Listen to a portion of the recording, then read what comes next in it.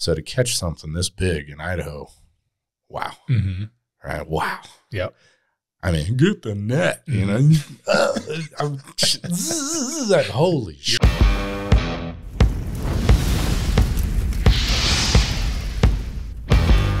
Welcome to Big Fish Stories, the podcast dedicated to telling the real outdoor stories of adventure, hunting, and fishing. For the outdoors men and women who get lost in the stories around the campfire, this is the place for you. My name is Tyler Hendricks, located in the great state of Idaho, and today I have my great buddy with me, Mr. Reece Jolley, who is what I would say, and he wouldn't, but I would say is an expert bass fisherman, and pretty much taught me everything I know, and hopefully I now am better than him at bass fishing. We'll see in the next couple of years. Reece, how's it going? Excellent. Good. That was a hell of an introduction. Yeah, thank you. Thank you. I worked on it all night. Sat around thinking about how I'm going to do this, and that's what came out. I figured some bullshit was going to come out right to start this thing. Oh, yeah. It's fish story, right? It's fish stories. I can say whatever I want. All right. Tell me a little bit about where you grew up and how you got into bass fishing. I grew up in the Boise area.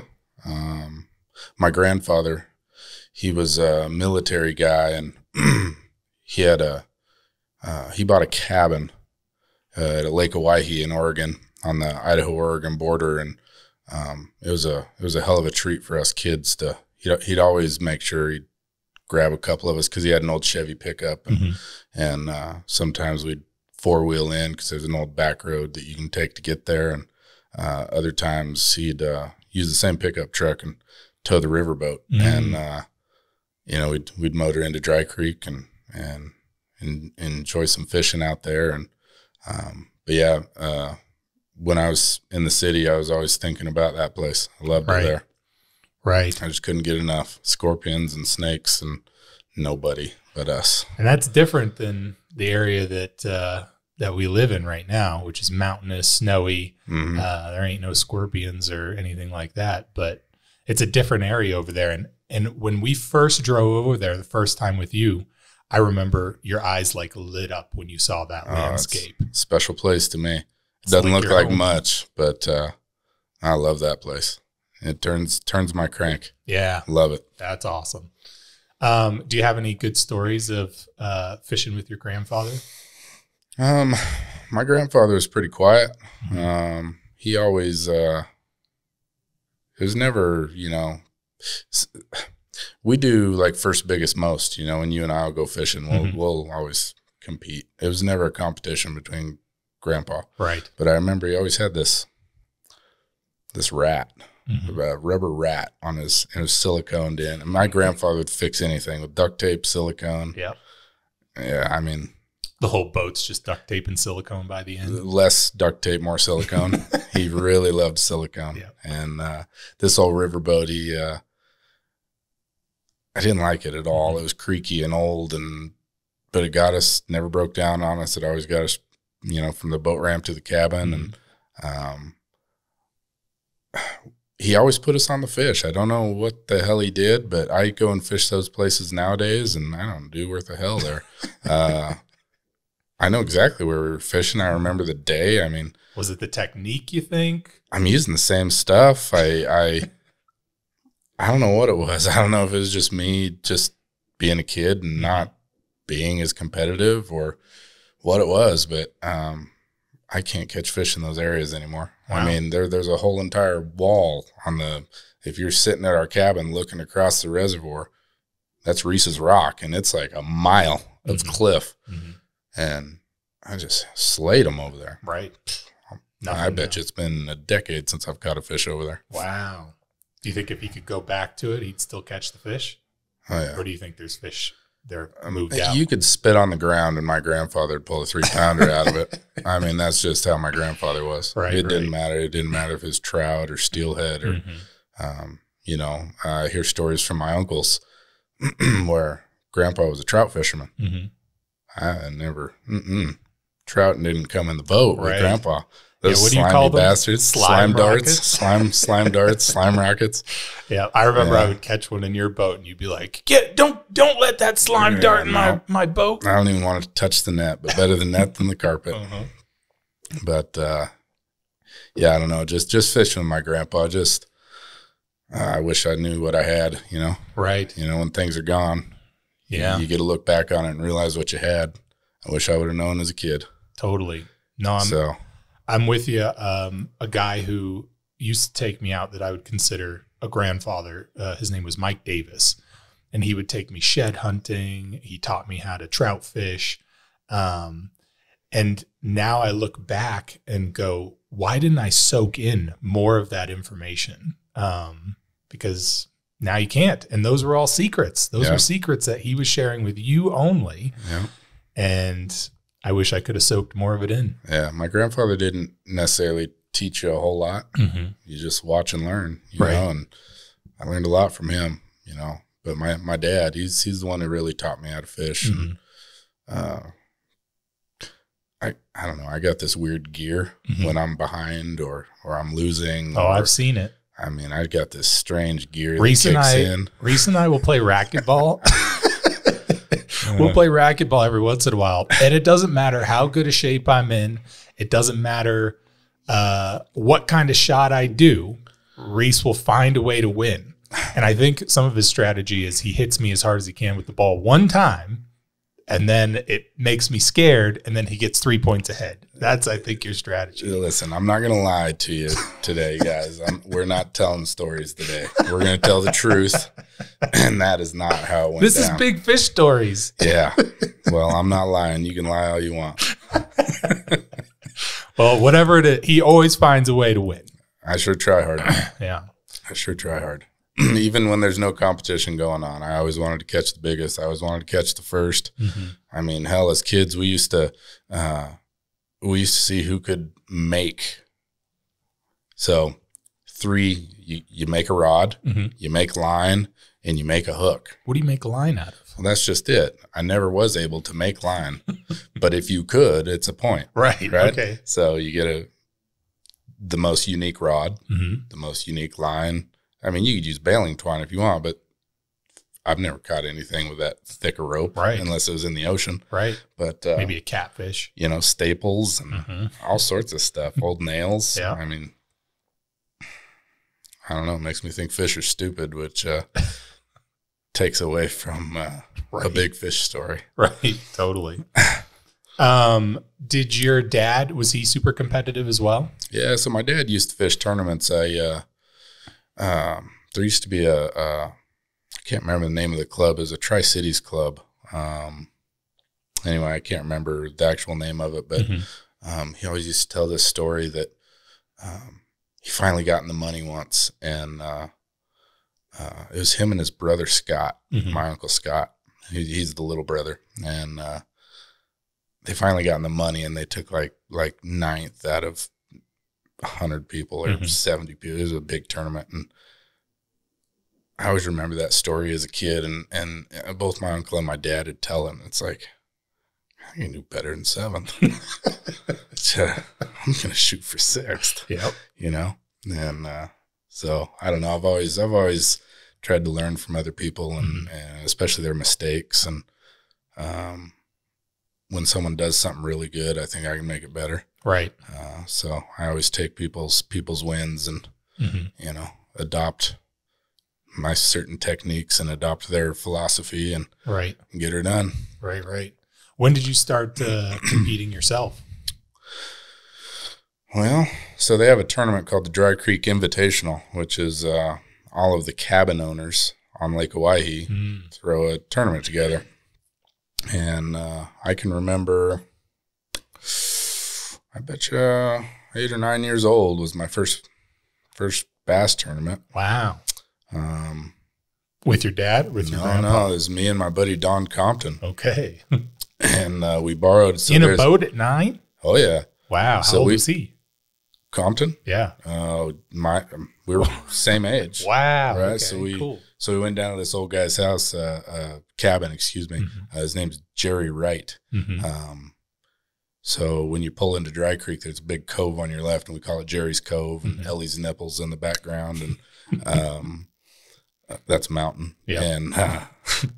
And so we go up to Jerry and we ask him, you know, we want to enter this tournament. Mm-hmm. And he's like, well, where are you going to fish? Well, we're just going to fish from the bank, Jerry. I mean, I'm going to smoke all you guys from your dock. Right. I mean, I don't need to leave this cove right here. Right. Whoa. And he's like, well, we got a little 12-foot aluminum boat up there. Mm-hmm. I don't know if it floats, but it's got a motor in the back. If you can get it to run, there you go. Mm-hmm. So it had like a quarter tank of fuel, and I don't even know how we got this boat to fire, but we spent like 2 hours in the morning trying to get this boat running. Mm-hmm. We finally got it running. We maybe ran 100 yards and it died on us. Wow. We took fourth Wow. in the tournament, and we just, you know, drifted back and fished Jerry's Cove. Yep. And I can't imagine fishing in such a small boat on Owyhee. well, and I've been this big pretty much since birth. It was there wasn't a lot of room for us in that little boat. Right. I mean, I might only been, you know, 8 or 9 years old. But, Right. Do you have a little makeshift live well, all that? Or no, we just put them on a stringer, man. But we had to keep them alive. Right. You know, that's part of the game. You know, catch and release. I like eating fish, don't get me wrong, but I'd rather catch them twice than eat them once when it comes to bass. Yep. I love them things. Yeah. That's awesome. Yeah, they're fun. So you first started at Owyhee. Mm-hmm. When did you start figuring out some of the surrounding lakes, especially in Idaho? You know, my dad, golfing and fishing, Mm-hmm. you know, I knew I was in trouble if I showed up and the boat was gone, Mm-hmm. and he didn't tell me about it. My dad called it in. No notification. And I didn't get spanked or slapped or talking to. I just got in. Mm-hmm. And almost, I'd say more often than not, we were on the water after school, Mm-hmm. or golfing or something. Yep. But Swan Falls, Lucky Peak, you know, the Boise surrounding areas, Lake Lowell, Mm-hmm. weekly. Yeah. We fished them. Lake Owyhee was a treat. Mm-hmm. I spent more time elsewhere, but Lake Owyhee was a treat. Gotcha. And yeah, Boise area's got some pretty good bass fishing. Yeah, that's surprising to me. Like, it's not surprising to me now, but I remember I grew up on the rivers. I grew up at Magic Reservoir, just catching trout. And I loved catching trout. My whole goal was to catch 30-inch brown, 30-inch rainbow. That's all I wanted to do. I had no clue that there was even bass in Idaho until I was introduced to you. And that was what? 7 years ago, 8 years ago, something like that. Well, so I moved here in 2012. Mm-hmm. Oh, 10 years ago. Yeah. Yeah, because the church was right across the street from my house. Yeah. And Yeah. I don't think we really started hanging out probably till 2013, but right. Yeah. Yeah. So 9 years ago. Yep. And I think we went to Magic the first time, which is a lake Oh, that yeah. I grew up on fishing. Oh, I remember that. There was a little, like every once in a while you'd catch a bass, but they were so, I thought I probably didn't even recognize the difference between that and a perch. I just didn't understand that there were plentiful bass in this lake. And we go and catch 40 or 50 small bass. Oh, yeah. And I was completely hooked on these tiny little bass. I was done trout fishing. I see, you know, starting off with stories here. I recall this trip, and I hooked a good one that day. Mm-hmm. Yeah. Oh, yeah. Yeah. Oh, yeah. Uh-huh. What happened? So it was what happened is I called for the net, and somebody couldn't find the net. Yeah. Yep. I remember this. Where was the net, Tyler? Probably under my foot. You were standing on it. Yeah. And I lost the biggest bass I have ever hooked in Magic to date. That's funny. Yeah. Not that had you have got the net out, would we have got that fish? Cause, we've had a few funny net stories. Oh, yeah. Oh, yeah. Yeah. The netter is just as important as the fisherman. More important. I lost a 5-pounder for my wife, and I was the net man. Ooh, tell us that story. Man. We were at Walcott in a tournament, struggling. But if we place, all we need is third. Right. We don't need first. We don't even need big fish. But if we can get third, we get Angler of the Year, Team of the Year. Yeah. Oh, yeah. That's awesome. I've only been in that spot twice, and I've I've got team of the year, but I still haven't got an AOY yet. Right. But yeah, she hooked a good one. I knew it was a good one. I don't think she understood. I knew. Right. I set all my drags. I know. I know what it sounds like when you got something heavy on there. You'd hear it. You couldn't see it. Oh, man. Been 60 seconds. Man, this fish comes up right at the boat. I mean, I'm ready. I got the net. I mean, tongue out. I mean, we're getting ready for this thing, right? Yeah. And I take a stab at it. It dives. It just peels some drag, comes back up, go to stab at it again. It goes off the other. It's just not ready. I mean, you can't. You can't rush a good thing. Not a big thing. You just can't. Right. I mean, if it's big, it's going to do whatever the hell it wants to you. And it wasn't ready. It wasn't tired. And I took a third stab at it, missed it, caught a little piece of that crankbait sticking out of its mouth. It hooked the net, jerked it out of the fish's face. Pain train. She still hasn't let me live that down. Right. What was your immediate attitude after this? Anger. No poles broken? No. That's no. Good. No, I'm not. I don't typically break stuff when I'm angry. No, you get quiet. Yeah, real quiet. It was a pretty quiet rest of the trip. Yep, because that happened fairly early. Like it was going to be a good start. Yep. Yeah, it was a bad day, man. Yeah, I've experienced a couple of those days with you. I'll tell a story from Cascade. Reece and I were fishing Cascade. This was our second day. We did okay on the first day. Second day, you and I are struggling to catch anything. We've already missed the golden hour on the water, to my memory. We've missed the first hour. And so now we know it's going to be a grind. We're just covering ground. Yeah, it's going to be a grind the rest of the day, trying to get 5 fish in the boat and then trying to upgrade from there. But first, you got to get 5 fish in the boat. And you don't talk at all. There's very little communication. It is quiet until we start getting fish. You don't eat till you got 5. I get you. And I think we had 1. Yeah. And I knew we were a long way from eating. Right. I wasn't happy about it. So you catch a fish. You're trying to reel it in. It's an okay fish, but it's right around the boat. And obviously we really need it. And here I come in with the net, and the first dunk, boom, just smack the fish right off of right off your right on the head. And you go, "What are you doing? You bonked it right on the head." And then you turn around and you sit back down. And the first thing I could think of was, well, I got to make this a little bit funny. So I said, "Don't worry, that was a tiny one. I'll catch more of that." You're like, "Screw you! It doesn't matter if it's a tiny one. We need fish in the boat." Yep. And then I got a photo, I think, of you flipping me off. That's all I had for you.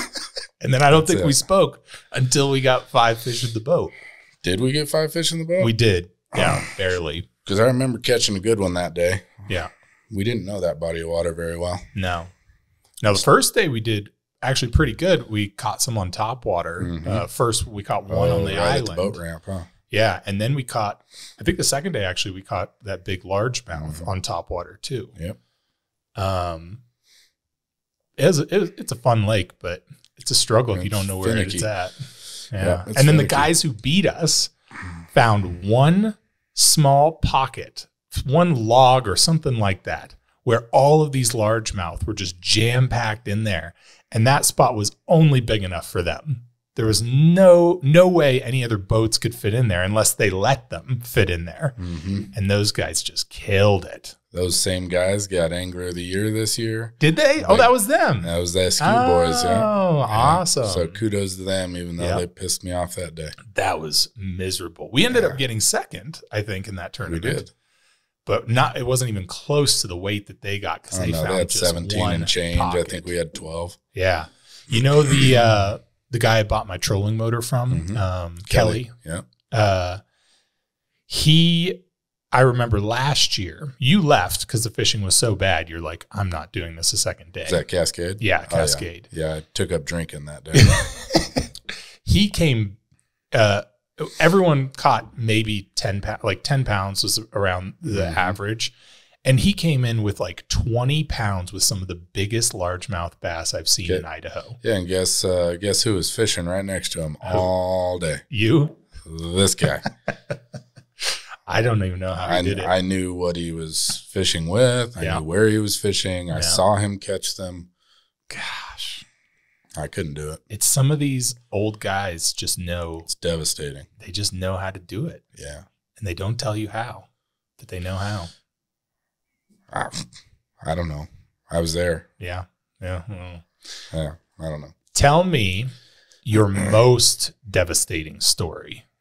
Most devastating of story. A fish that you should have had. So it didn't I quite don't know work that it'd out. be that devastating now, but I was at that age. I was at Lake Owyhee in Jerry's Cove. I was fishing with my Uncle Dane, who, for some reason, I always really wanted to impress my Uncle Dane. He's just a man's man, hunter, chucker hunter. You know anything about chucker hunting, you better be in damn good shape. Oh, guy is just amazing. Got to cover a lot of ground. You know, his dogs, I don't know, just amazing. His dogs were the best hunting dogs you ever seen in your life. You know, he's had great gear, owned his own business, just a guy to look up to. Cream of the crop. Yeah. Right. And I got to say, this is one of my small handful. I don't think I've ever fished with him more than 5 times. Like, I can count in my entire life. That's how many times I've fished with him.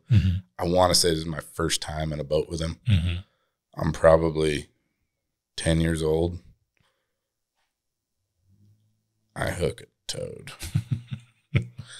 I'm talking a big boy. Oh, man. King of the lake. Biggest fish in the lake. And it's a big lake. Yeah. It had to have been a catfish. We were not fishing for catfish. Bass only. And, oh, man, it's taking line. It's taking me out deep. We're running them down. And my Uncle Dane is ribbing me. I know it's a bass. Like, I'm setting state records today. Bass, right? This thing comes up and it swirls. Like, you couldn't quite see the fish, but you seen the swirl on top. I was like, Unc, catfish don't do that. Right. This is a bass. Well, it makes a dive back down and it comes free. It's gone.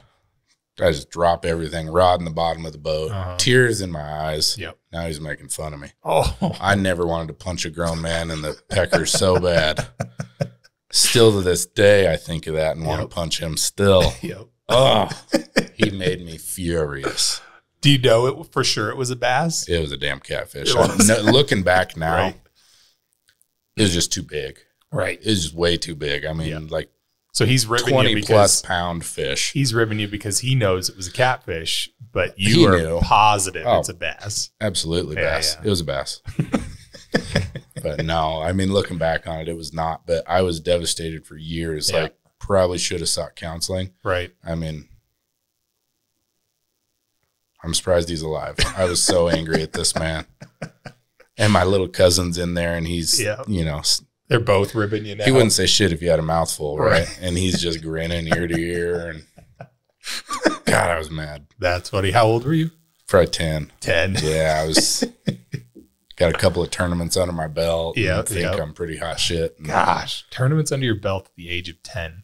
Yeah. Well, I started at Well, they 20 weren't quite something. like tournaments like me and you were doing. Right. You know. They're Owyhee. Well, they were invitational only. Yeah. Cabin tournaments. Gotcha. You know, pontoon boats are showing up at these things. Right, you know? right. It's not like our tournaments that we're going to where you got sponsors and. Right.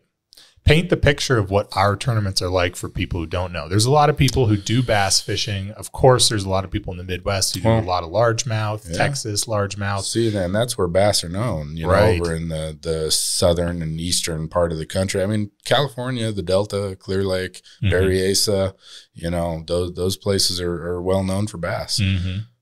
Not the Snake River, not Idaho. Right. I mean, hell, not even like Wyoming or Colorado or the Dakotas or Montana. I mean, it's just not. We're trout. We got the best trout fishing in the world. Right. I don't do it, but I know it's there because I see all these fairy dick holding bastards running around with these rods. They got rod holders on the top of their pickups that are worth more than my camper. Right. I mean, good for them. Right. But Yeah, so to paint a picture for us, a lot of people don't know there's bass here. First of all, no, Snake River. I mean, it goes from, I don't even know where it starts, but it's a big river. Doesn't it connect to the Columbia?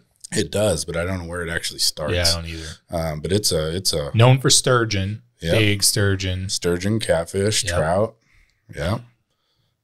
and pretty decent bass, large and smallmouth. Yeah. Year-round fishing. Yep. You know, it gets tough in January. Mm-hmm. It's hard to catch fish in January. I just went out last week and didn't touch one. Right. Caught some sturgeons, though. Mm-hmm. But yeah, so our tournaments, they're just like big tournaments, just smaller scale. We do have some big ones. You know, if you go to an open, there's some 100-plus boat tournaments. Right. But, yeah, I mean, you show up in the morning and it's just dark. Right. Windy roads. Way before sunrise. Oh, yeah, I mean, we got no business being on the roads at this time. Right. I mean, you're asking to get pulled over to get a DUI at these kind of hours that we're driving to these lakes. Oh, yeah. You and I have for sure left 2:30, 3 in the morning. Yeah, to drive 3 hours and wait 2 more before we even get on the water. Right. Yep. Yeah, you just crest the hill and it's like, oh, yeah. Oh, angels appear. Oh, man, there's lights. Yep. Millions of dollars worth of boats and trucks and campers and people that I'm just going to smash is the plan. Right. I want nothing more than to just show all these old boys with way more money than I'll ever have. And I love it. Yep. But floating out on the water with the smell of 2-cycle in the air and man, it's like NASCAR, you know, but better. It is like NASCAR. And more dangerous. Because that's the one thing I never knew was a thing, was how bass fishermen take off in these tournaments and how fast these boats go. You know, a lot of people say you can't catch fish doing 70 miles an hour, but, but they try. I say you can't catch fish if I get to your hole first. True. You know? And I've witnessed that firsthand, where the first boat that gets to the spot gets the big fish. Yeah. That's true. So these guys invest a lot of money into getting there quick. A lot of these guys have been fishing tournaments longer than you and I have been alive. Oh, yeah. So to show up and rub their nose in it. Oh, yeah. Oh, it's sweet, brother. It is sweet. Right. I love it. Yep. I wish I could do it more. Yeah. You just can't win them all. So the launch, the way it works is each boat, you draw numbers out of a hat. Yeah, poker chips. Yep. And then each boat gets its opportunity to take off. Yeah. You get a banner on, so you find the guy who's in front of you. You know, if we're number 13 or whatever. Yep. You're looking for boat number 12 because you're going to follow boat number 12 around no matter what the hell they're doing. Right. Because you're after them. And most of the time when you start, the water is perfectly calm. Oh, yeah. Until you start. And if you're not first boat off the water, you're hitting waves that you're going through the washing machine. For me, never experiencing this type of boating. First time I went with you, I thought for sure I'm going to die. For sure.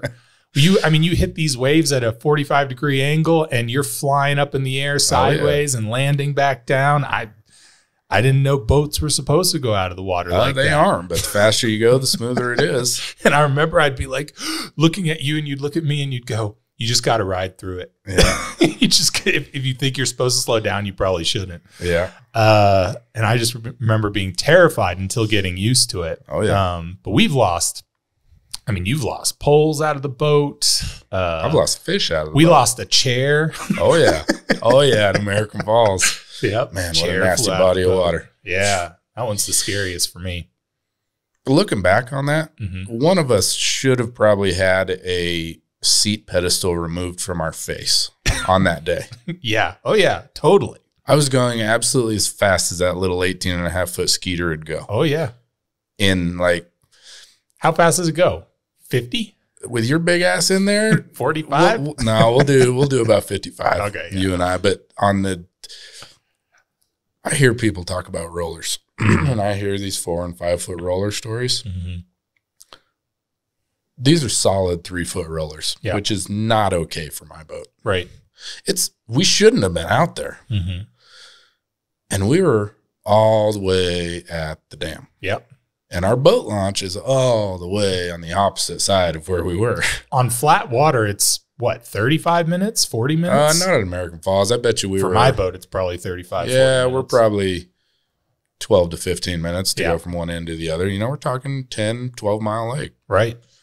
And when You there's know? big rollers, that 15 minutes is a long 15 Man, minutes. you get your back adjusted. Yeah. Not in a good way. Right. You know, you come out of there hunched over and 3 inches shorter. I mean, it's just a rough day. Yeah. But, man, I love tournaments. I wish I could fish them more. Yeah. Yeah. This last couple of years, you've taken a little hiatus, starting your own business. Yeah. It's been good. Getting that rolling. And then once that's rolling, you'll just do bass tournaments all the time. Maybe. Yeah. Tell me, you've told me a few stories about, speaking of cheating, you found some people that you've caught actually cheating. Yeah. Can you tell some of those stories? So, because we're talking to a lot of people probably listening do fish at a certain capacity, but wouldn't even know how you could possibly cheat in a tournament. Okay. And you've been able to catch people cheating. The people that I have caught cheating, I have not actually been involved in the tournament. Mm-hmm. They didn't get turned in or caught. Okay. I just know somebody was cheating. So we're out at CJ Strike. Mm-hmm. We're fishing. Pretty good sized body of water. I mean, you got the Snake River arm where you can go from the dam. You can go probably 20 miles to Indian Cove, and then a riverboat. You can go even further, or you can go 6-7 miles up into the Bruno arm. Mm-hmm. Well, we're fishing the Narrows, and we live in the high desert. There's not a lot of trees. Mm-hmm. There's some shrubbery. There's some sagebrush. Well, I'm fishing along. I get my crankbait caught up, and since being older and actually having a job, I spend a little bit more money on my fishing gear. Mm-hmm. And when it snags up, you try to get it back. You don't just, it's not my dad's, my dad's lure. I'll just tie on another one, not nowadays. Yeah, I'm going to get my $20 back. Mm-hmm. And, I got it caught on what I think is a crab net, not a crab, a crawdad. Yeah. Crawdad pot, right? Yep. And it's not a crawdad pot. These guys have 2 big largemouth on a stringer. Wow. On a chunk of, it's a paint bucket. Yep. Full of concrete. And about 2 feet under the surface is a buoy, like a float. Right. So they can find it. Well, that's what I got caught on it. I thought I had a fish because I'd jerk it and it and then it would stop. But I was pulling that can off the bottom. Gotcha. Yeah. Pull some drag.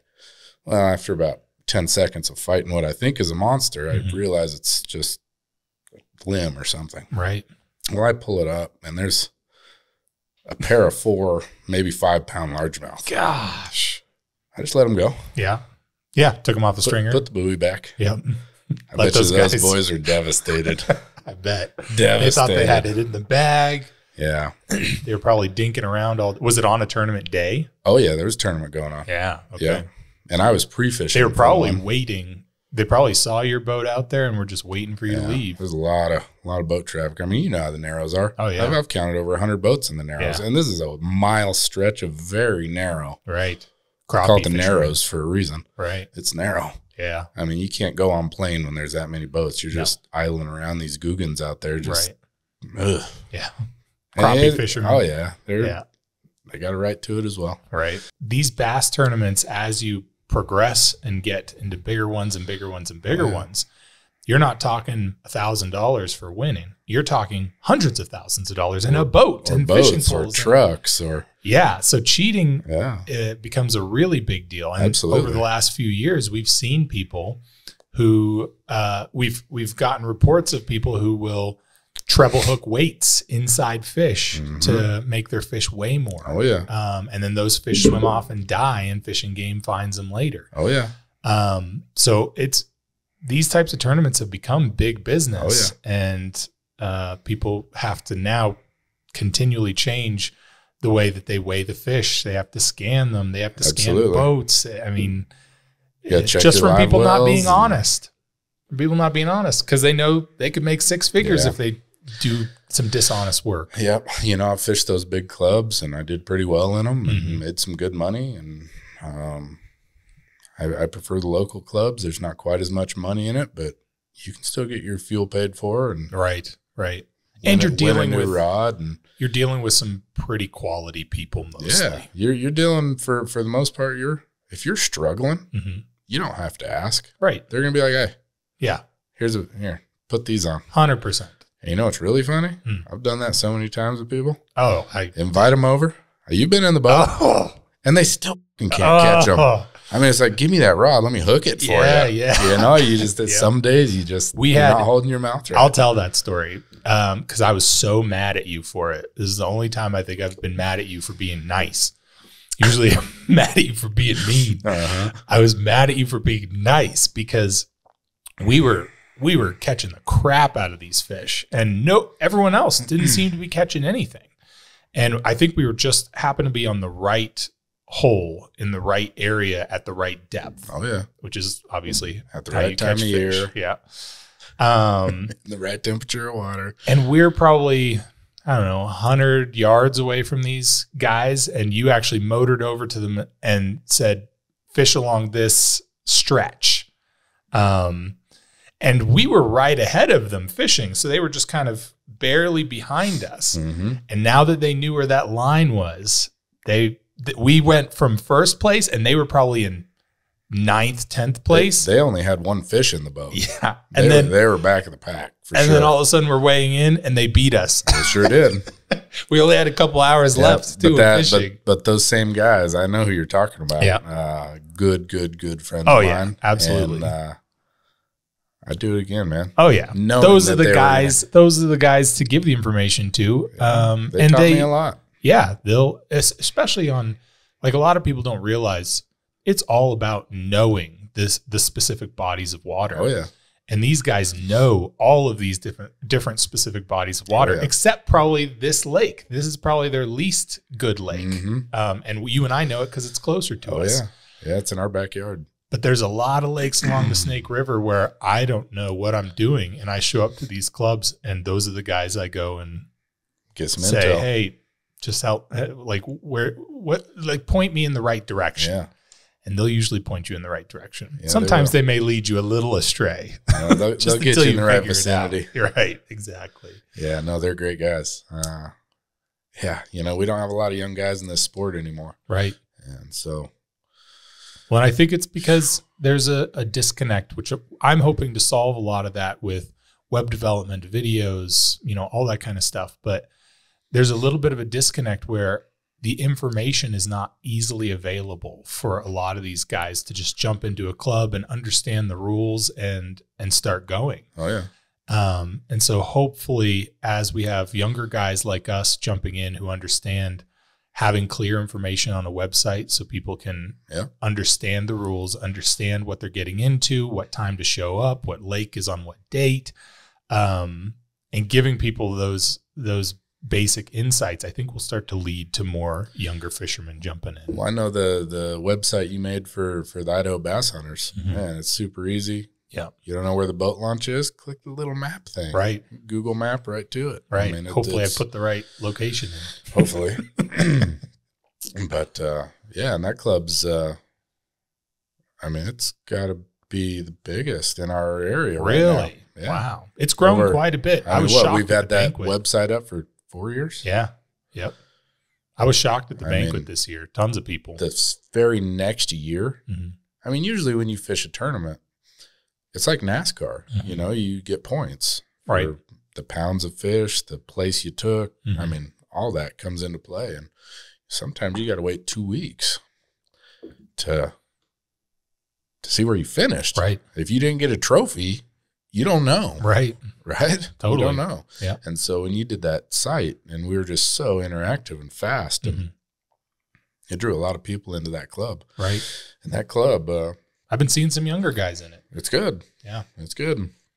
Need some young leadership in there, and Frank and Stephanie and Jim, and they're all doing a great job over there. Right. So, hats off to those people. Skylar Hill and Brad Perkins over at Dry Creek, and all those guys that are just instrumental in these bass tournaments. Totally. These clubs. It's just keeping people going. Crazy. Yeah. That's awesome. Yeah. Okay, tell me unless you already did, a story that completely hooked you, quote unquote, into bass fishing. I get hooked every year, Tyler. What about like one of the first ones? Did you ever have a story where you're like, this is what I want to do? So as a kid, I had two dreams: professional golf or professional bass fishing. Mm-hmm. Oh, I pointed at your hat because I thought it was a Titleist hat. No, like, no, golf fishing. That's a Bassaholics hat. My bad. And I don't know. There's still a little kid inside of me that thinks I could probably do either one, but I'm just not that good, man. I'm not that good. You're pretty damn good at golf. I'm a better fisherman than I am golfer. Fuck you, good. Tyler. You're great at fishing, but every person I've heard go with you golfing is like, holy shit. I love it. It doesn't matter what I do, man. You got to beat everyone around. Fight, fucking foot race, and win all three, man. That's my motto. Yeah. Just competitive. Yeah. But, I get hooked every year. There's always something that happens that just pumps new life into me for whatever it is, whether it be golf or fishing or even just hearing some of these stories about hunting. I haven't killed anything since the first deer I killed, but man, I'd say I took about an 8-year hiatus from doing anything. And I went and fished that Dry Creek Invitational cabin tournament. It was the first tournament I fished after my 8 years off. And my dad invited me. He's like, we got to go do this. We did really good. And he'd been racking up trophies as I was gone. And I remember we went to Walmart. I bought this Rick Clunn. I don't even know what a splatterback. They call it a Michael Jackson because it's part black, part white, and it's all like splatterback white with like a black on it. And my dad's laughing at me. It's a fucking crappie bait is what it is, right. But it looked good. It called to me. Yep. So I buy this $2.49 bait. Man, I can't cast this thing worth a shit. It's windy. It's light. I realized it didn't have any rattles in it, which I like noise.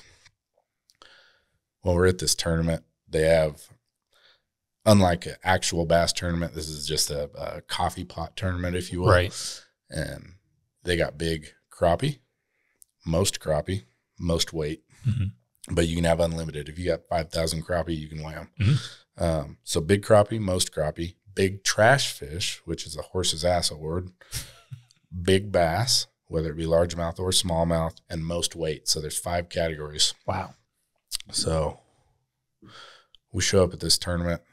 We go all the way to the end of the lake. I mean, you can't go any further. It's river, And I don't know why, but everywhere I fish, it's as far as I can go until I'm in scary shallow water. Oh, yeah. And that's where the fish are. Even though there's probably fish right under the goddamn boat ramp, I go clear to the end. And then we can start working our way back. So we get all the way to the end. And it's a 40-minute boat. Well, I was in my dad's river boat, so we're talking an hour. Oh, geez. I mean, this thing's a tank, and it don't go fast. It's just loud. It sounds like it's hauling ass. And so we're in his riverboat, and man, I thought it was a rock.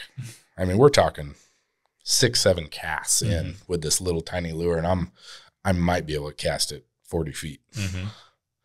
Well, we get up around this point, and now the wind's kind of going back towards where we just fished. I give this thing about a 70-foot cast because I had some wind with me, and as soon as it hits the water, I was like, God, I'm too close to the bank.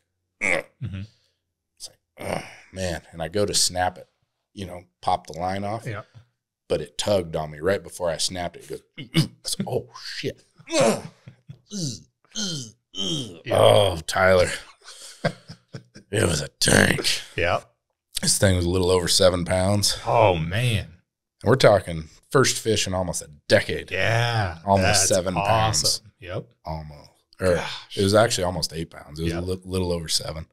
And, man, we get it in. I mean, and I'm using some Walmart rod. I think they got some decent rods there, but I didn't have money for it. Right.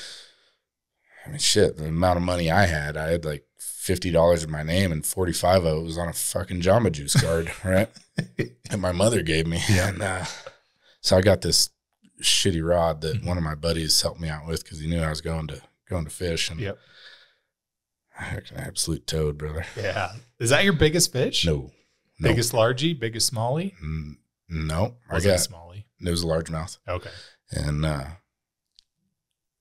we landed it. I mean, we get it in, and my dad was standing in the net like you were that one day. He's panicked because this thing jumped out of the water twice, and I don't even know what kind of line I had on. I only use one kind of line now. And only a couple of different kinds of rods and only one kind of reel. And, you know, I'm pretty set in my ways, but then I just didn't care. I just wanted to be fishing, you know? Right. And we land this thing, and I know I have big fish. Yep.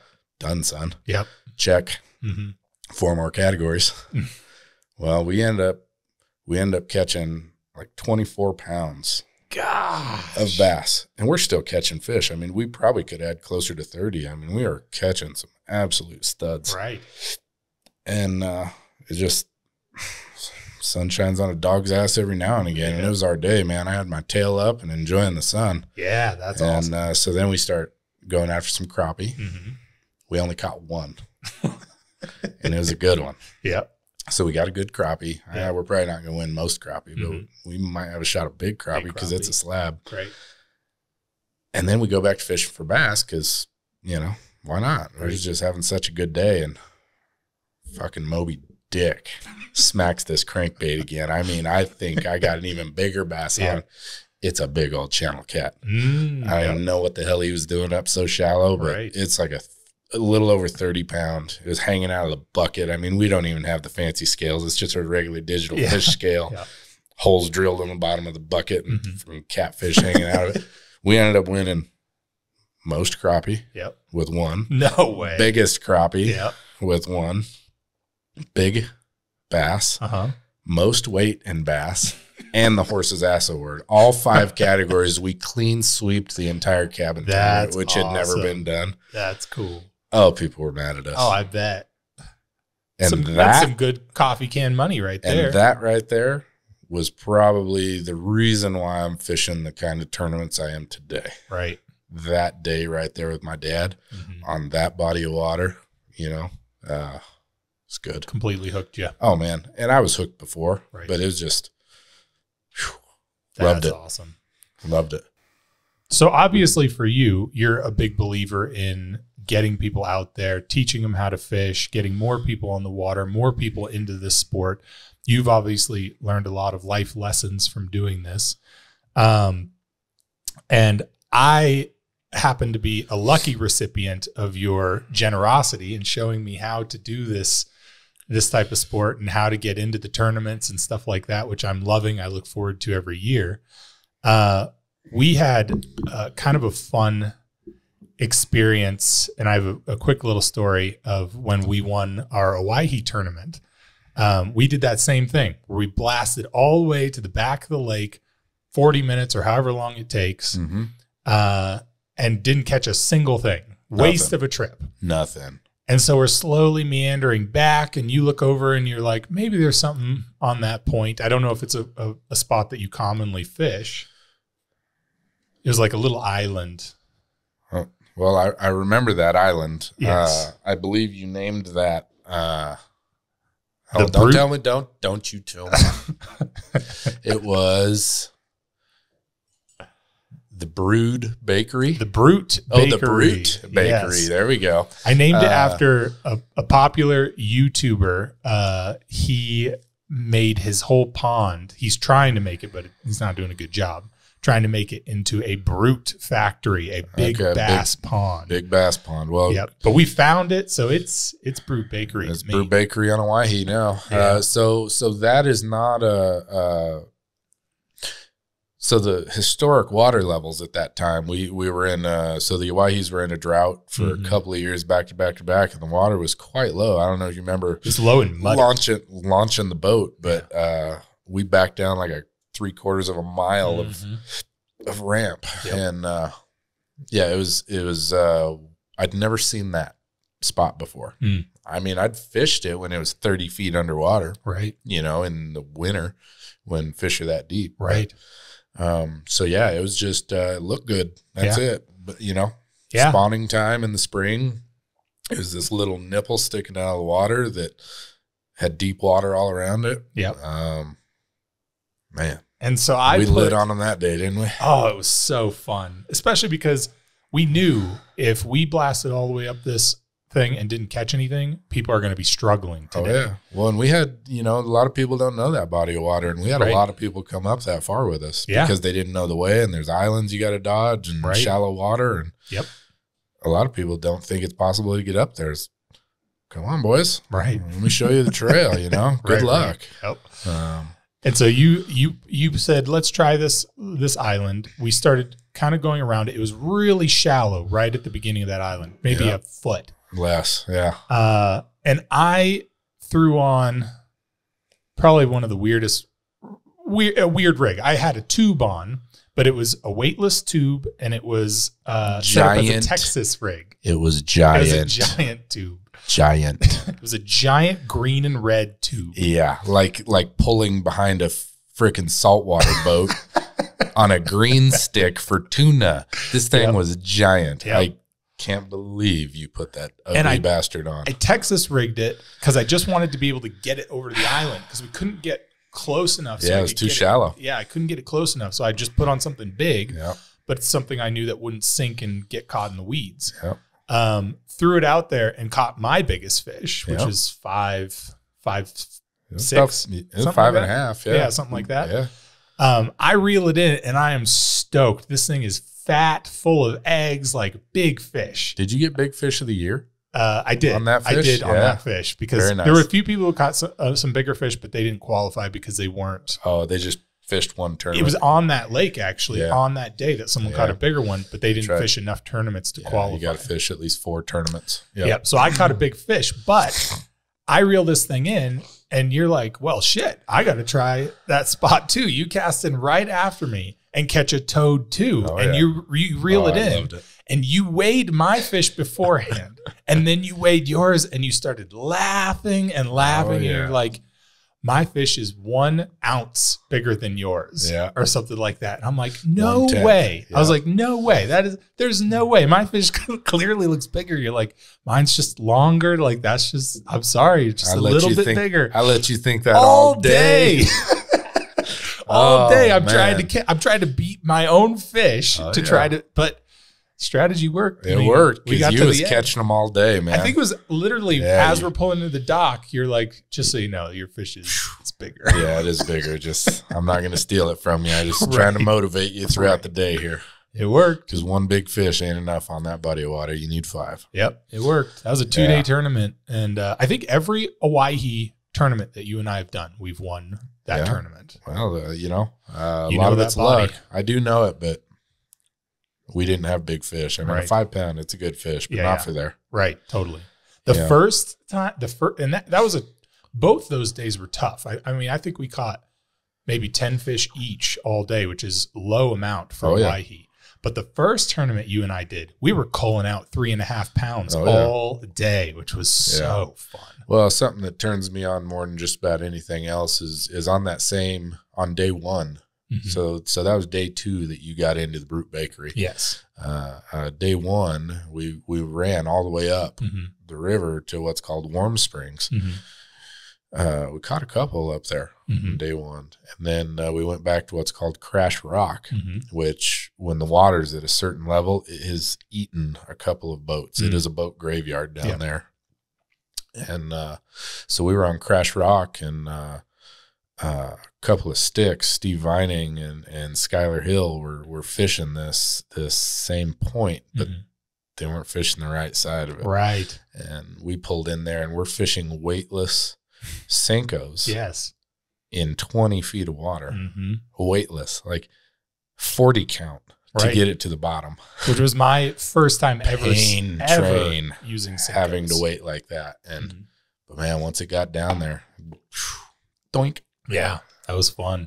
But it was painful. You're sitting there just come on, fish. Well, I think that might have been I think that might have been your aha moment for bass fishing. Like I think so. That was your, especially because I had never golden ticket. I don't even day. think I'd caught a largemouth until then. They smell different. They just fight different. Yeah. And I loved because you could be in the same spot and you could catch a big smallmouth or a big largemouth in the same spot. And you're right. That was catching them on Cincos like that. I mean, we've had some good days. The day I caught the 5-pounder at Walcott. Mm-hmm. My first 5-pound smallmouth. Yeah, that was fun. I've got a 9-pound largemouth. Right.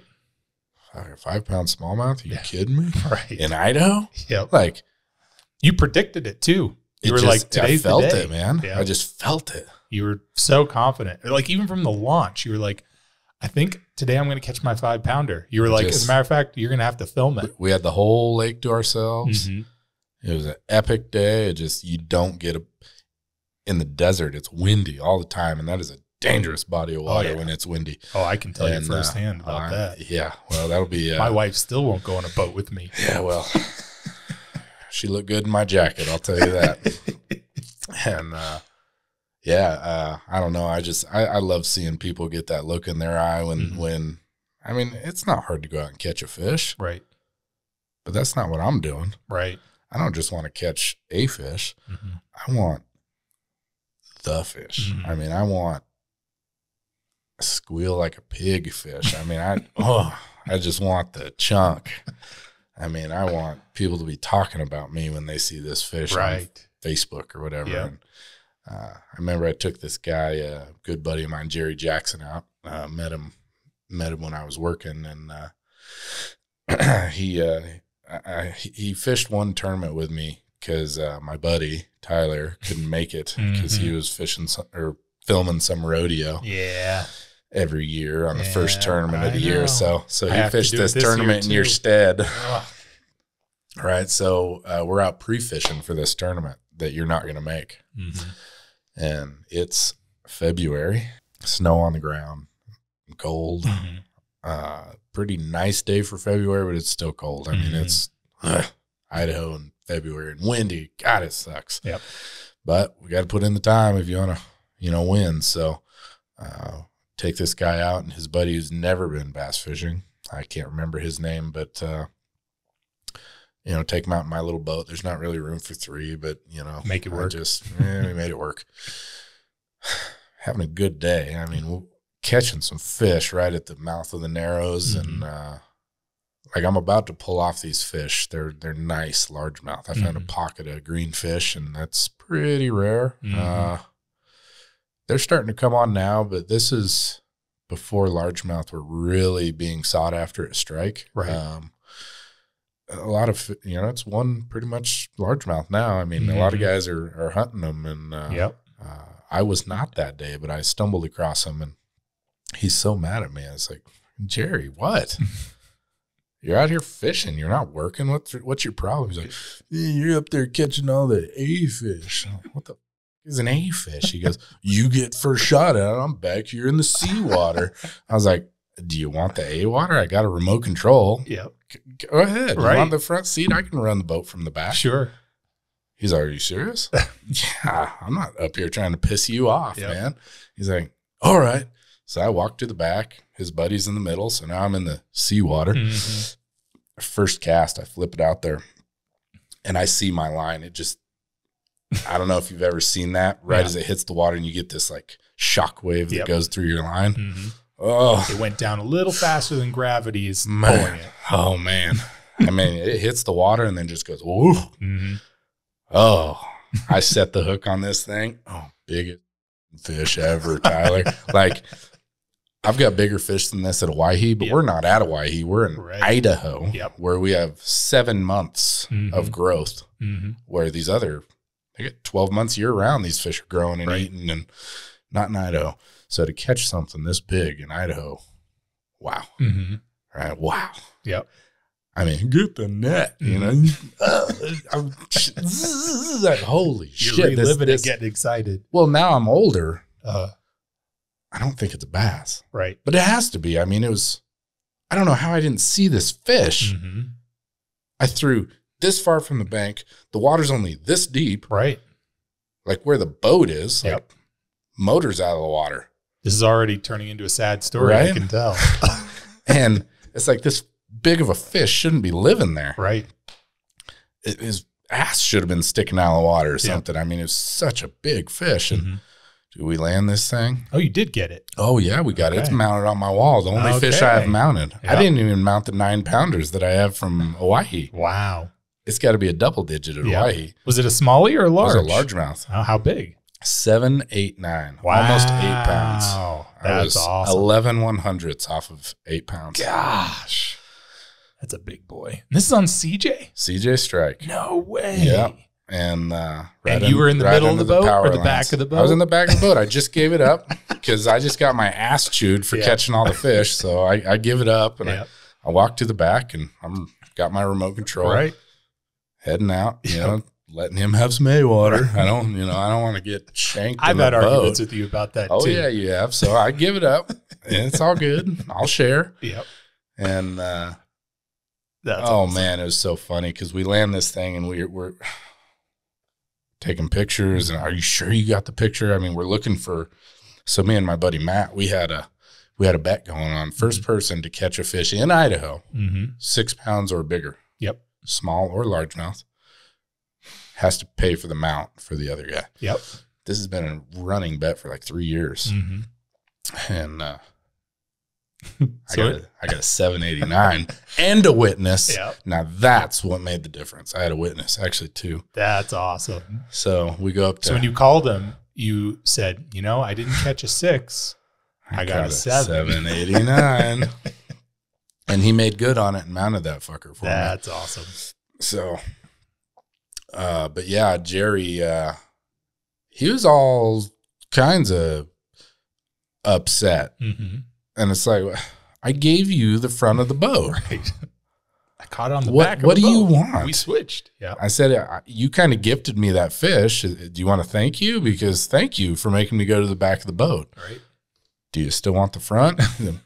You. He goes to the back of the boat, and I get the front of the boat and just slay fish all day again. But I have a similar story with my dad on Anderson, and this was last year. Maybe it was 2 years ago. They weren't hitting on anything, nothing except. Where's this, Anderson? Anderson. Okay. They weren't hitting on anything but one flicker shad. Oh yeah, one color of flicker shad, and I'm casting it out and just whacking fish, but I'm having to reel as hard as I can to get it to the depth. And it also, the flicker shed has that right vibration. Yep. And so I'm casting out and I'm yanking as hard as I can to get as deep as I can. And then I'm kind of floating it up and just doing little small jigs as it goes up. And my dad's getting so mad at me. And he goes, it's because you're in the front of the boat. You get first access to the fish. And I said, the way that I'm fishing, the back of the boat would be 1,000,000 times easier. You can cast back and get more leverage because the boat's moving forward and get that bait down farther, faster. And he's trying, not doing it. Finally, we just switch. And I caught way more fish on the back of the boat than I did on the front. Yeah. So that changed. And I know that you've had that lesson with me a few times when I'd be like, you're just setting it up for yourself to catch the fish. Not really. Right. No, when it's a team event, you got to get everybody on the fish. You can't just, because there's been times where I love it when other people are catching fish though. Yeah. I mean, it's nice, especially when they have never been or they're just having a rough day or man, it's just get your mind off it. Oh yeah, totally. I love it. Yeah. And there's been those times where we'll have a 2-day tournament. First day, you'll catch all 5 fish. Second day, I'll catch all 5 fish. Oh yeah. We're just as happy for one another. Maybe secretly cringing, wanting to beat the other one, but that's okay. We're on a team. Sure. And yeah, as long as one person's on it in the boat and the other person's actually good at netting. Yeah. Yeah. I remember, I remember pre-fishing at Anderson. Speaking of Anderson, I remember pre-fishing at Anderson, and I believe you and Josh and we were in separate boats. We were in separate boats because we were both pre-fishing for a tournament. It was me, but we weren't fishing as partners in this upcoming tournament. I was fishing with Barbie. I think so. Yeah, I was fishing with my wife. Yeah, and me and Josh were in one boat. Was it Ben? Might have been Ben. I can't remember. I think it was Ben. Yeah, But anyway, we pulled up on you guys out on Curlew Point, and you weren't doing very well. And you caught some fish. Yeah. I remember pulling in there and just first cast me and Barbie throw out there and bang a couple. And you guys, screw you guys. We've been here for an hour. Yep. And we didn't catch another fish after that. We were there at sunrise and weren't catching anything. And you guys pull right up and cast in that spot and catch a fish. Well, and then Andy pulls up with his wife in another his boat. Son in his brand new Nitro. He just bought a really pretty new blue Nitro, and he pulls up and he's got I learned something this day that I will never ever forget, and I had no idea. I didn't know. I just had no idea that this could happen. Yep. And Andy pulls up. I always called him Hotfoot. The guy's a police officer, and he drives everything like he's going to save somebody's life, and it's just dangerous. And oh my God, he comes in hot, sets it down, wakes us all. Our boats are all, Jesus, Christmas Christ, Andy, what the hell? Well, and then his dog, I guess, got sick of it. He's got this little Frenchie bulldog, and this little bastard runs to the front of the boat. He just had this look in his eye. I don't know if he had to shit or if he scared him from the way he was driving or what, but this dog takes the leap off this boat. Kabloosh. And you learned something. I mean, I'm maybe 50 feet from this. I mean, he sat down very close to us. Yep. Too close. Way too close. Andy, you were too close. And this dog doesn't come up. This is what I learned. Yes. Frenchies can't swim. Nope. They can do this, but it does no fucking good. Nope. These fuckers sink They're like doing a that stone. Underwater. But we're only in 4 foot of water. Yep. So he doesn't have that far to sink all the way to the bottom. Right. And I'm telling Thank Andy. God. Yeah. Absolutely. I mean, this dog's been under for 20 seconds. And so you're viewing it at first. I'm viewing it from a third party perspective. I'm on my motor. I'm motoring to this dog because I can't see him. What were you yelling? He's sinking. Andy, he ain't coming up. That's what you kept yelling. Andy, seriously.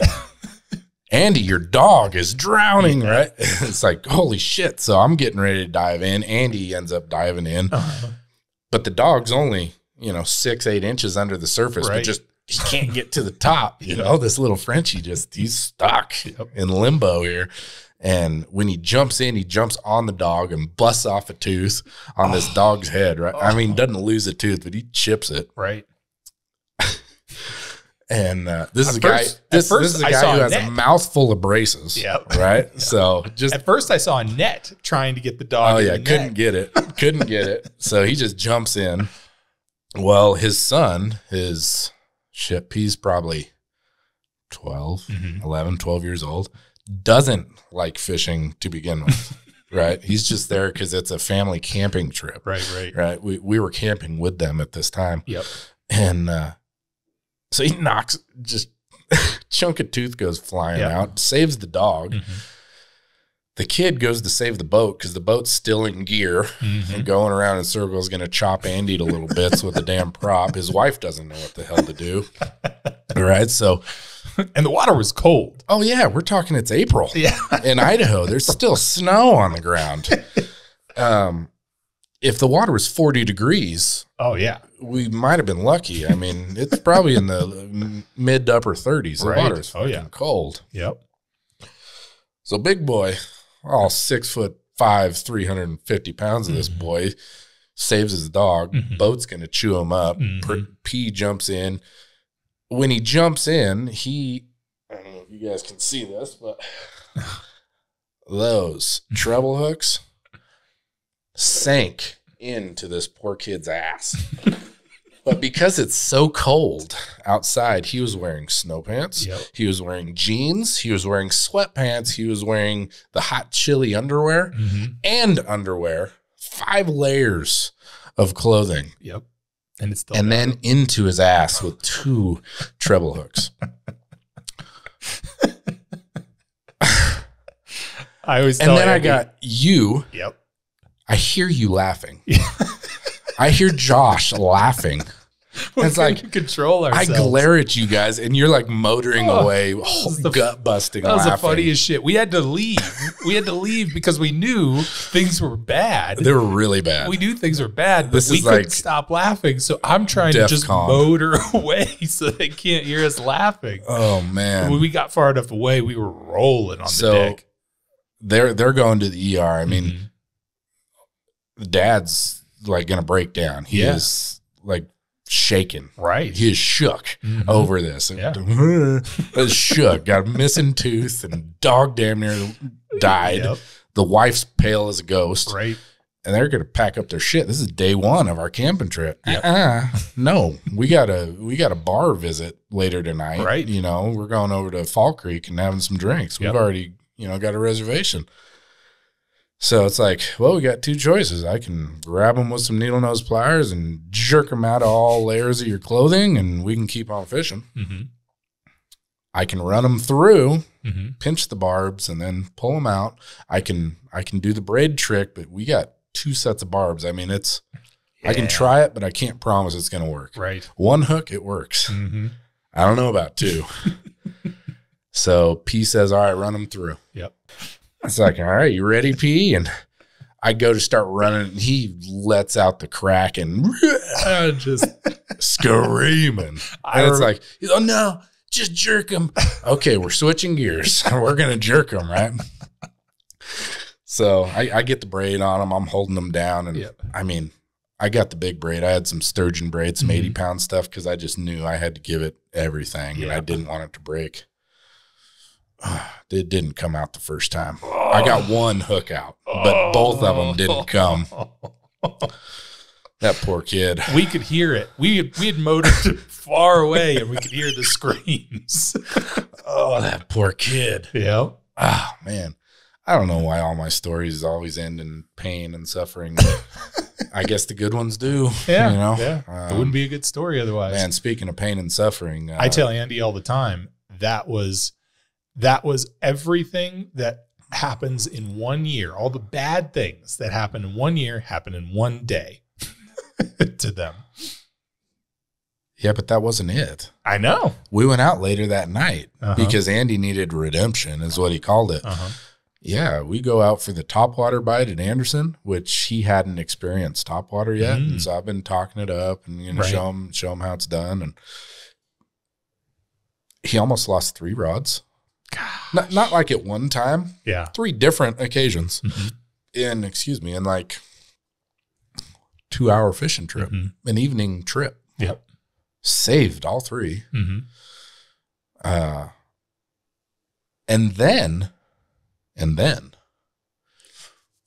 he gets a hook in his hand that night. So I did a little surgery on Andy that night too. Gosh.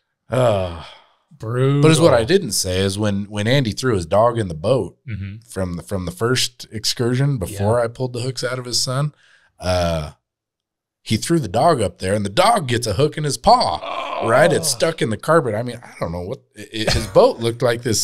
Like your table here. There's just and people and dogs are rolling all over it. Right. So anyway, for his birthday, I bought him some magnetized, so it sucks the hooks up. That's awesome. Right. So hopefully he's doing a little better now. Yeah. But man, what a day. Yeah. I have speaking of him being a lead foot, the first time I ever boated with him was on, what's that one lake? Where? The lake that you're only allowed to keep up to 12 inches. Bell Rapids. Was it? Oh no, it was Massacre. Massacre Rocks. Yeah, okay. It was Massacre. And we were blasting back to the dock. End of the day, everything went okay. Caught some fish. We're going back to the dock to finish the day. And he hits this, and it really wasn't that bad of water. Like, it wasn't choppy. I'm still trying to figure it out. It wasn't a boat wake or anything, but it did. There was like one section where the wind was hitting the water just right, where it was making some bigger waves. Sure. And we're hitting him, and his boat can handle it. He's taking him just fine. And then we hit one, and immediately I think it panicked him, and he slowed down for a second and hit the next one funny. And it sent the nose of our boat directly under the water. That's called the submarine. We submarined because all I remember thinking is I didn't hold my breath. And like, I thought I had one of those exploding life vests on. Oh yeah. So as soon as we hit the water, I'm for some dumb reason trying to take it off because I don't want it to explode on It's me. like a damn airbag. Yeah, but it was one that he didn't tell me you have to pull it. Uh-huh. So I would have just been underwater if I didn't. I would have been waiting underwater for that thing to go off. But we emerge out of the water all of a sudden completely soaked at the dock where everyone sees it. Oh yeah. And then I get on the dock and I'm like, well, I'm going home. I don't think I weighed a single fish. I was like, I'm going home soaked to the bone. Oh, yeah. I had all my clothes on because it was cold that day. So yeah, he's got some funny stories. Oh, man. I think hopefully all of the bad stuff has Danger. happened to him these first few years of him boating. I don't think so. I don't think so. He's just More to too come. reckless, man. He's out there going fast. Yeah. But I do it too. Oh, yeah. I'm not talking bad about him. No. It's the way it is, you know. Yeah, we had a story where it was a perfectly calm day, and there was a wave boat next to us. What are Uh-huh. those called? Is that a wave boat where they're kicking up yeah. the surfing waves? Oh yeah, it was one of them big jet setters or whatever the Yeah. hell that ski setters are big, like 25 foot. yeah, yep. Perfectly calm day.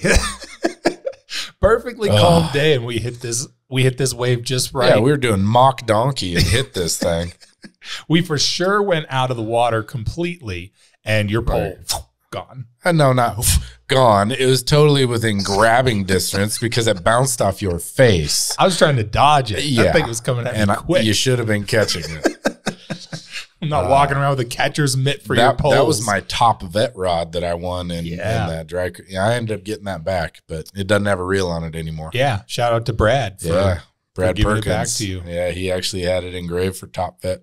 Not that I'm a vet, but I was fishing with a vet. And, that was a good haul that day. Yeah, That was a good one. That's awesome. But yeah, speaking of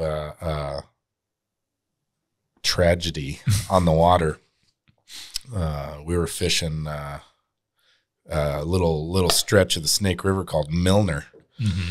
I hate Milner. Yeah.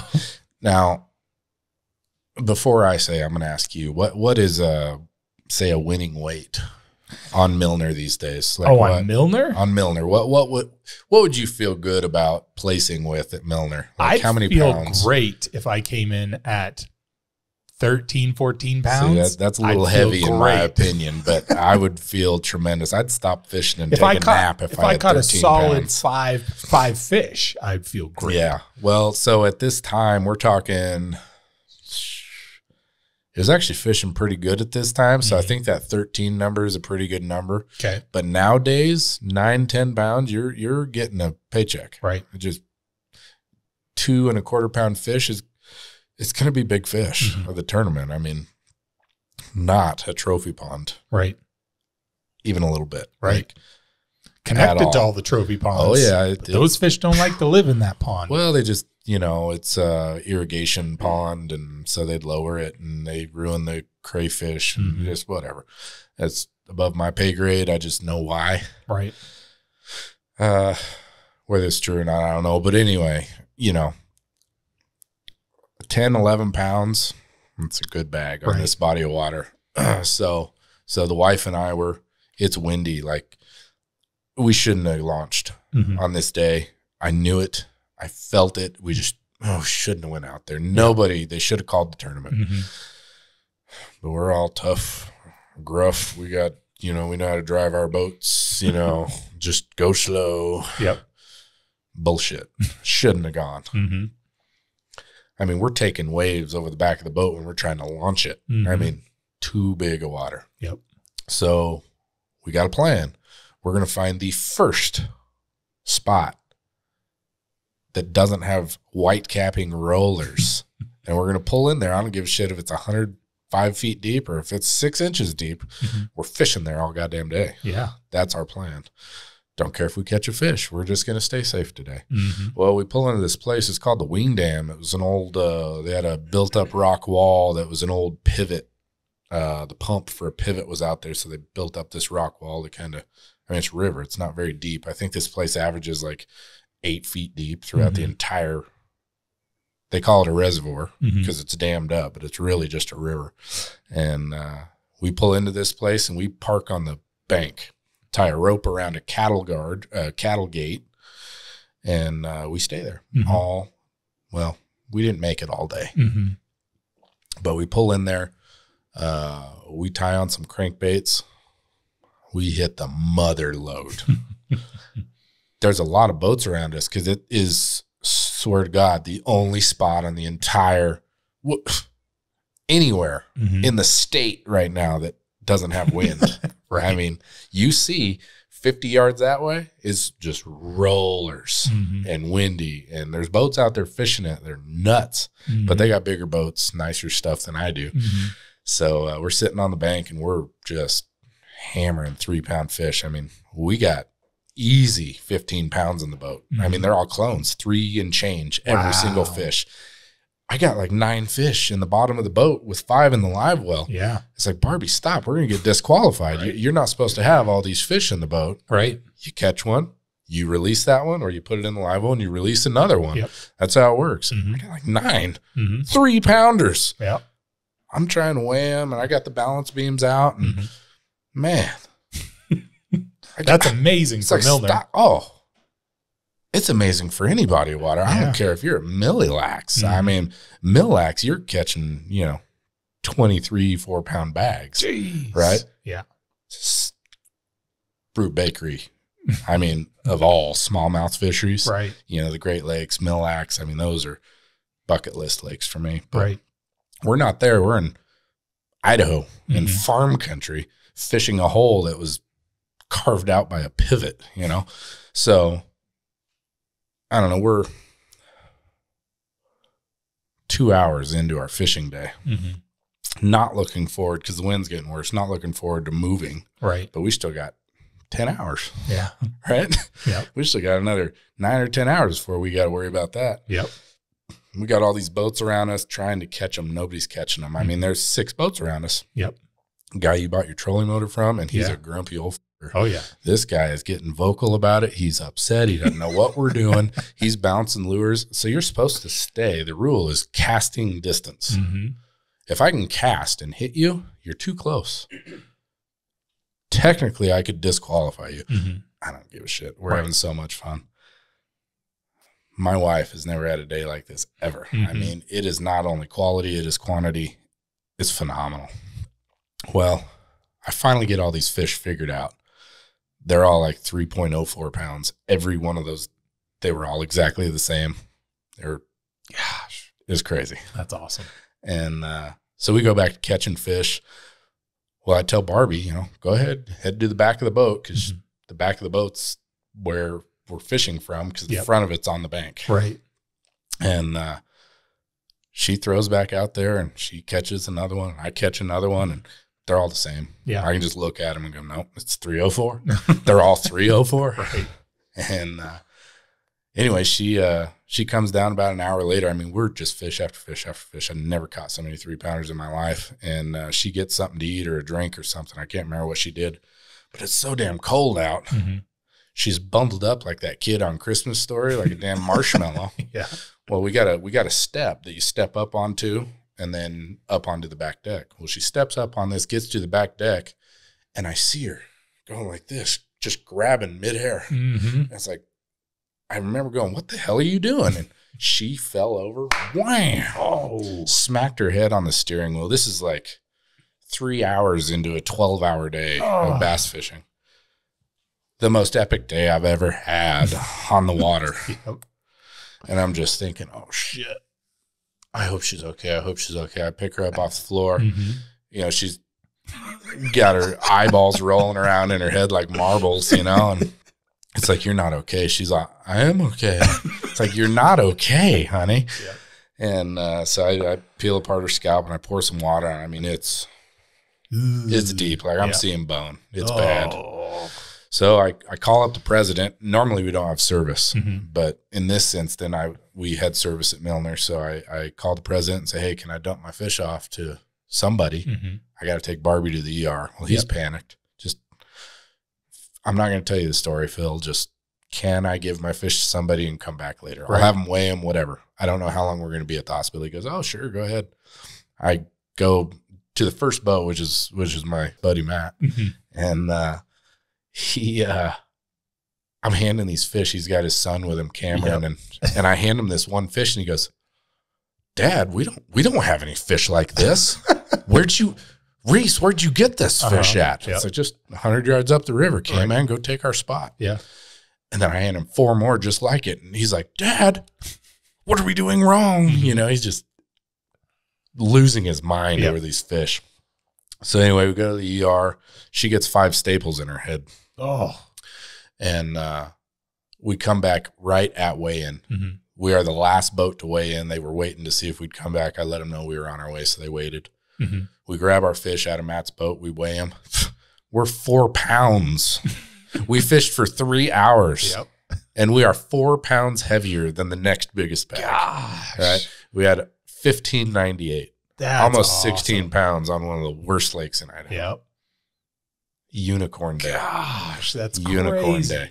I don't even think I've caught a single fish over 3 pounds at Milner. Biggest smallmouth I've ever seen came out of Milton. Really? Yeah, Sonny Mays caught it. He got big fish of the year like 3 years ago. That fish must have just almost been moving 6 from pounds. one lake to another. It come from Walcott. Right. It went over the spillway or something. Yeah. He had no idea where he was. Man. That's crazy. Yeah. That's an awesome story. So that goes to show you sometimes you only need to fish for 3 hours. We only needed 30 minutes that day. Gosh, that's awesome. Yeah, it was well, now I want to fish tremendous Milner day. again. Go ahead. Good luck. I've fished it a lot. We even went back to that hole. Yeah. Well, you fished it. Oh, yeah. We've done okay there. A bunch of rats. Yeah. Just like the rest of the damn lake. Yeah, it just gets frustrating because you just can't catch anything over 3. That's how I feel. Until anything you have over these 3, unicorn days. I'd be lucky to catch a 2-pounder there these days. Yeah. Shit, I think the last tournament there was like a 206 or 207 was big fish. Josh and I fished it last year, and we didn't catch a single fish until the last 2 hours of the tournament, and then we got 4 at the last 2 hours. I think it might have even been the last hour. We just found one little section, and there were a lot of boats that weighed in nothing that day. But we just found one little section of 4 keepers, and that's what we brought in, and we were pretty stoked.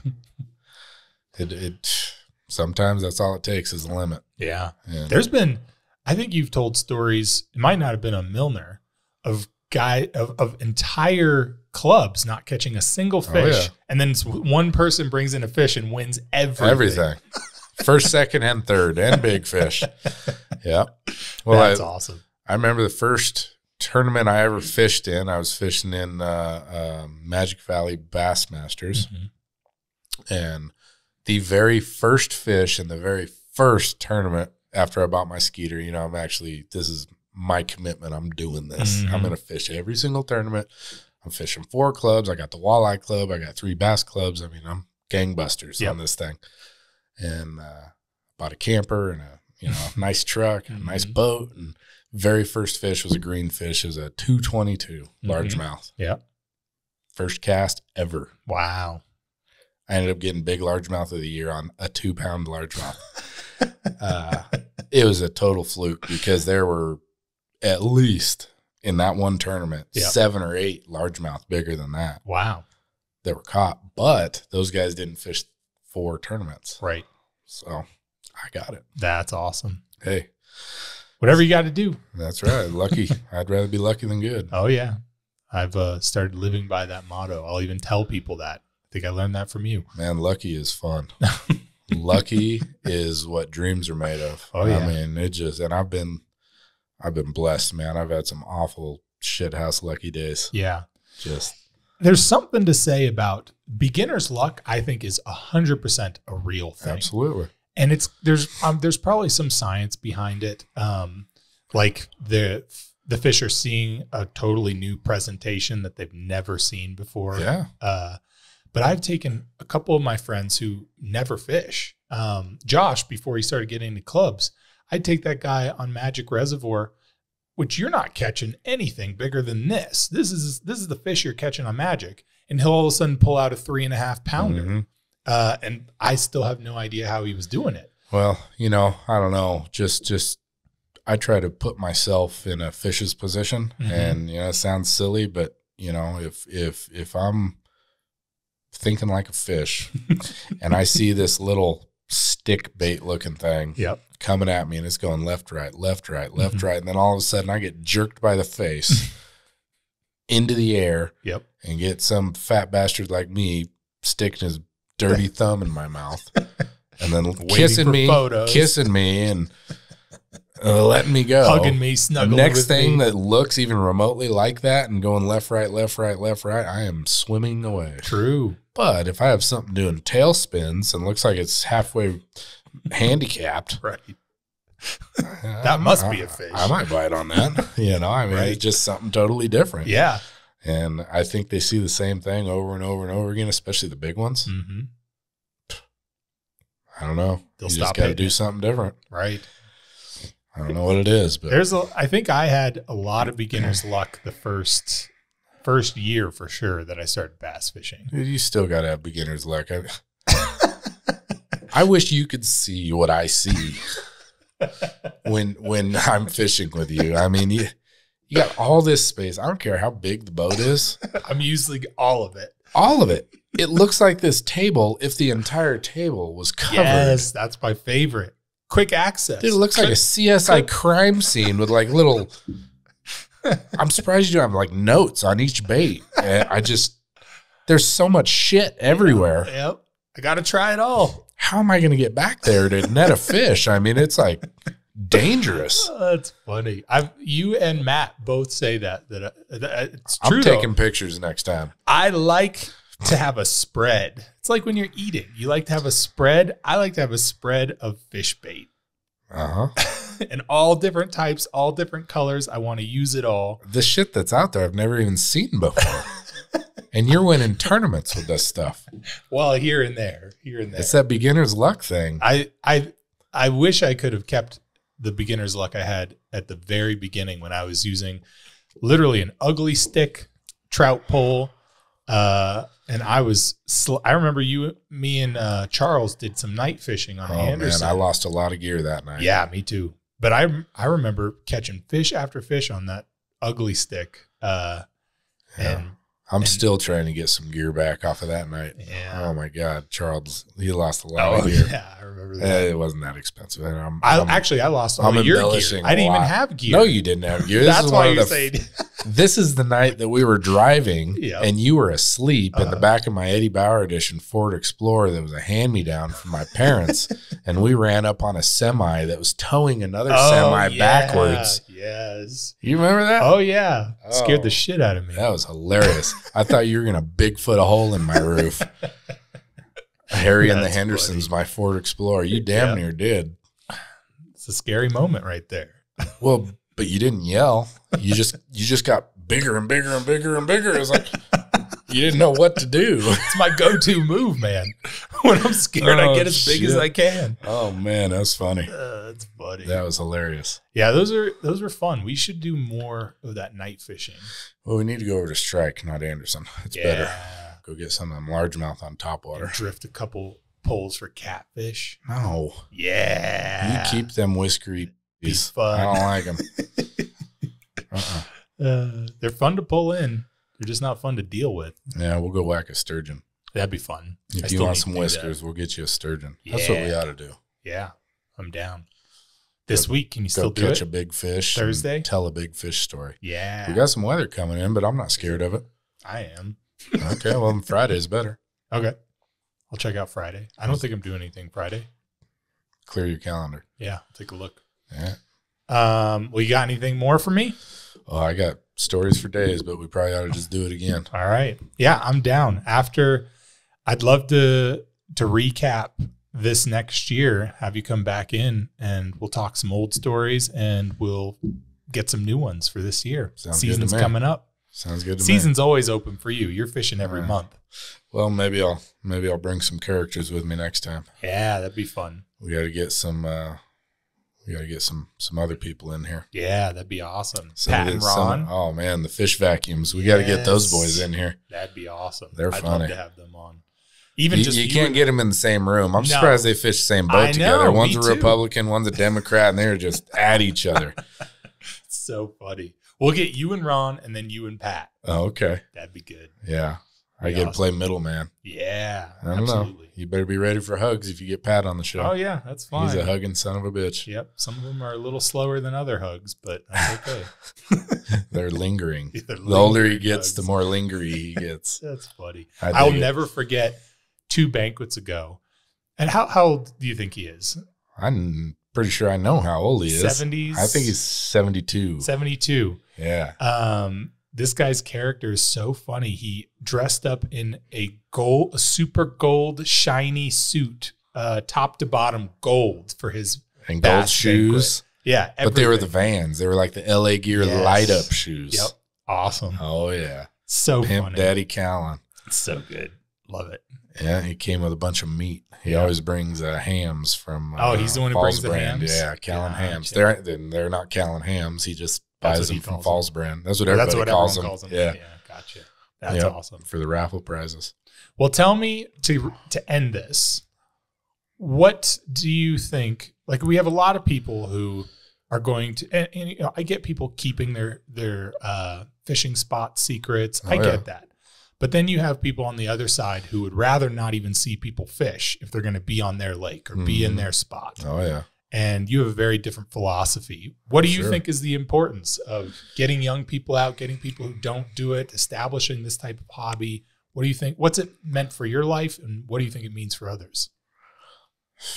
I don't know, man. It's kept me out of a lot of trouble. I mean,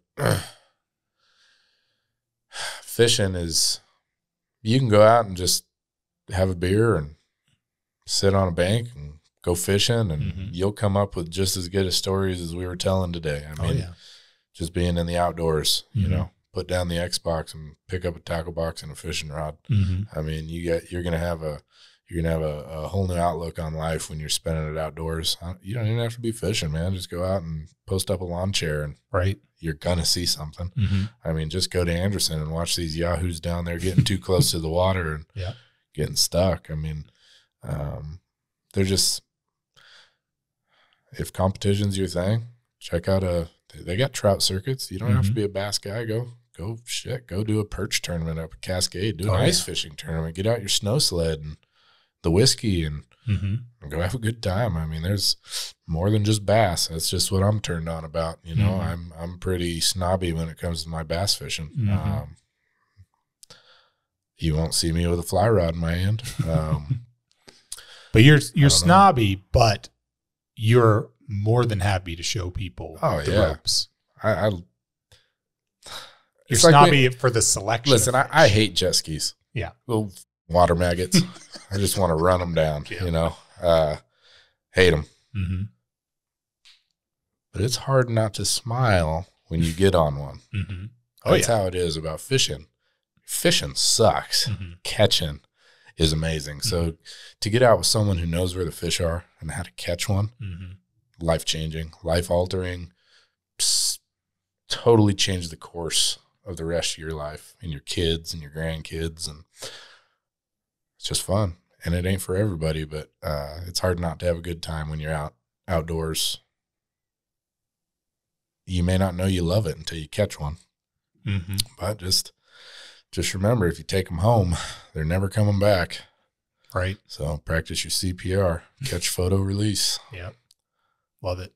Unless it's walleye, because they taste really good. And I whack those things, man. I eat them. Them walleye are good. Yeah. Oh, yeah. Absolutely. Oh, yeah. They're wolfy. Don't stick your thumb in their mouth. Oh, yeah. No. Yeah. Well, thanks, man. I appreciate it. That was awesome. Appreciate you having me. Yeah, absolutely. And we'll have you back on maybe after the season, maybe mid-season. You let me know when some stories pop up, and we'll have you back on. I haven't even scratched this pimple yet. Awesome. It's still ready to burst. Awesome. Let me know when you're ready. Sounds good to me. All right, Tyler.